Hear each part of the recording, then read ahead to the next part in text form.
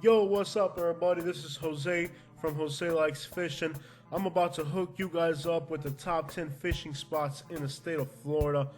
Nobody else out here on YouTube is gonna hook you up the way I'm about to hook you up. So if you're gonna visit Florida or you live in Florida and you want to know where the good spots are, this is the list for you. However, this list is not a magical handbook. You still need to have some fishing skill. You still need to plan out your trip to make sure the tides are right, all that, to make sure that your trip is a success.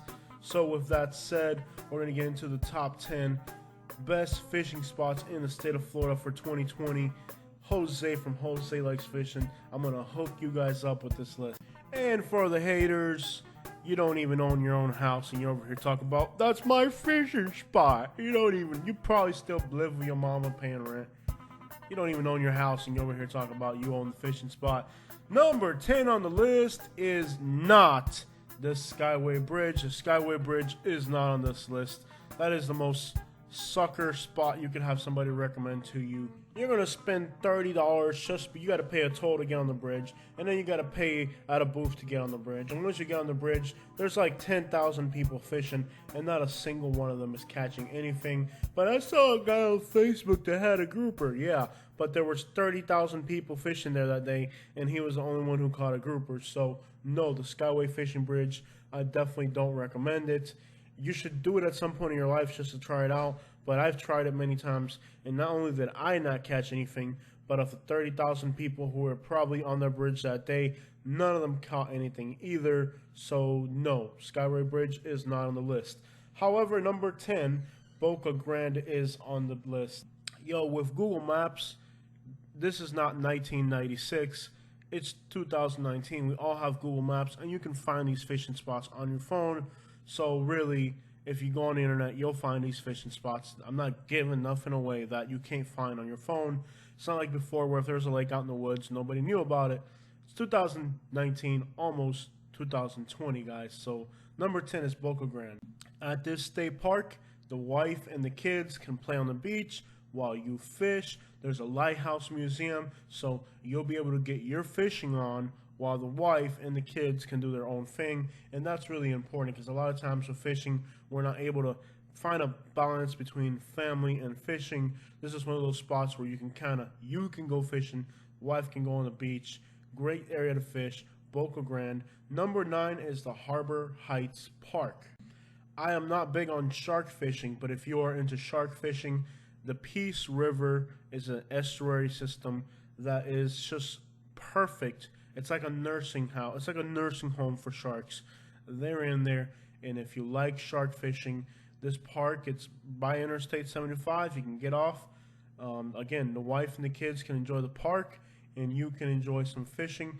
There's some boat docks there, and the shark fishing there is amazing. I recommend a large bonito head. You can buy this at fish supermarkets or at bait shops. It's a large fish that's very bloody.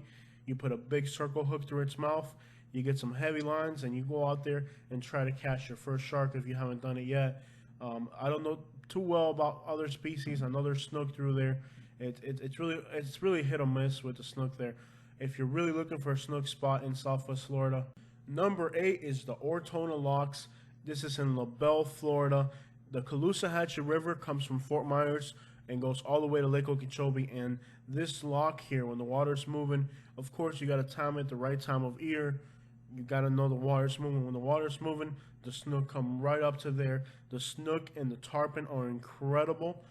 You'll see people on the north side or in the south side. Usually people are on the north side and they're hitting up the big giant snook.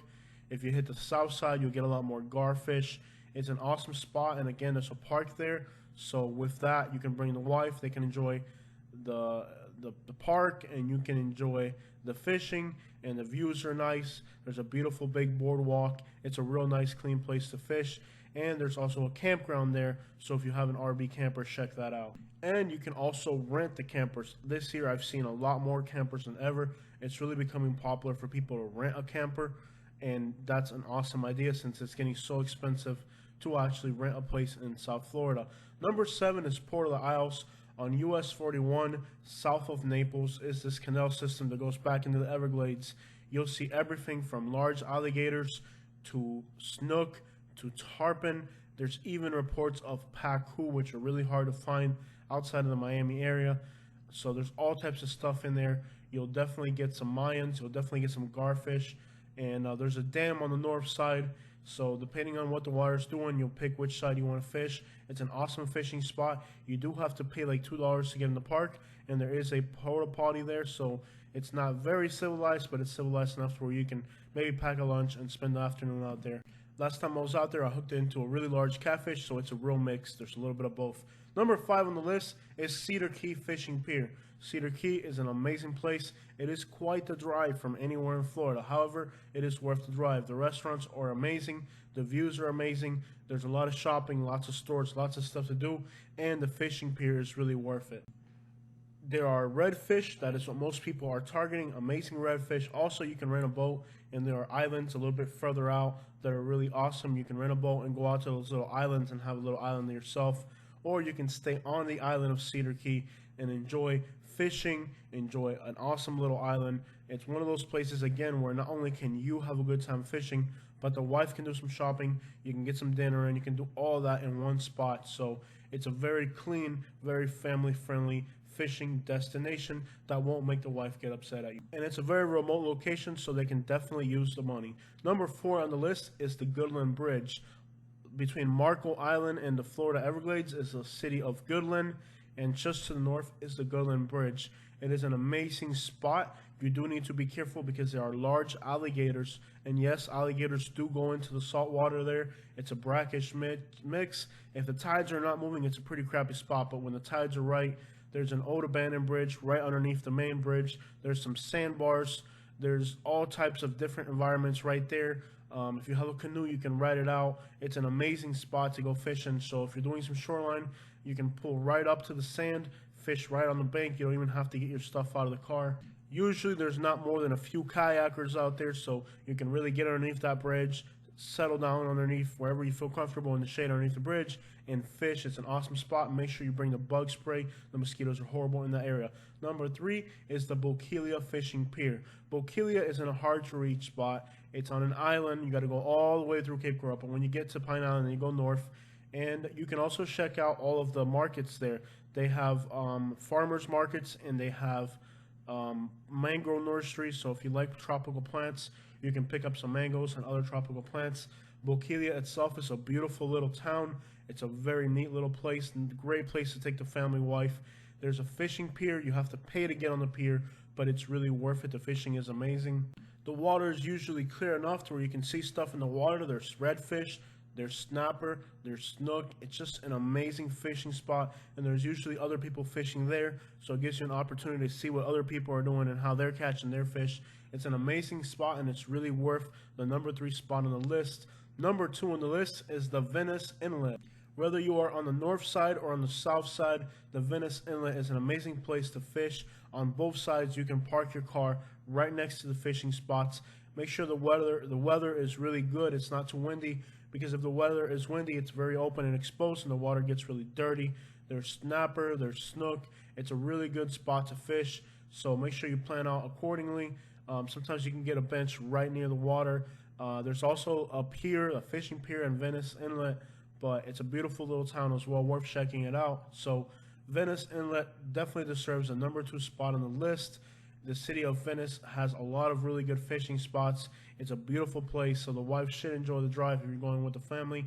And it's a really cool place to hang out. Sometimes there's food trucks, so you can get a sandwich. There's restrooms. It's a very civilized place to go fishing with the family. Number 2 spot, well deserved. Right outside of Sebastian Inlet is Joyces Dock. This is the best rated fishing spot in the entire state of Florida. As you can see the photos, I caught a bicycle, I killed a hog, a peacock bass, and a small snook, all here at Joyces Dock. I would definitely recommend that you go here and have a good time. This is the best fishing spot in all of Florida, undoubtedly. The reviews for this fishing spot are amazing. All right, for real. Not far from Joyces Dock is the real number 1, Sebastian Inlet. On Highway 1, goes all the way along the coast on the east side of Florida, and Sebastian Inlet is definitely one of the best fishing spots in the entire state, and you can go there fish the rocks. It's a really cool place to fish. It's awesome. It's definitely one of the best fishing in the state. This is definitely one of the most quiet and calm areas in Florida. There's not as much traffic. There's not as much people. It's a really calm, quiet place. So if you want to get a Florida vacation in and you don't want to make it all the way to South Florida, you're looking for a place that's a little bit further north, less traffic, less congested, more quiet, Sebastian Inlet does not disappoint. But remember, like always, you're the one who has to see the tides, bait, and all that. I can give you the recipe, but can you make it happen? That's all up to you.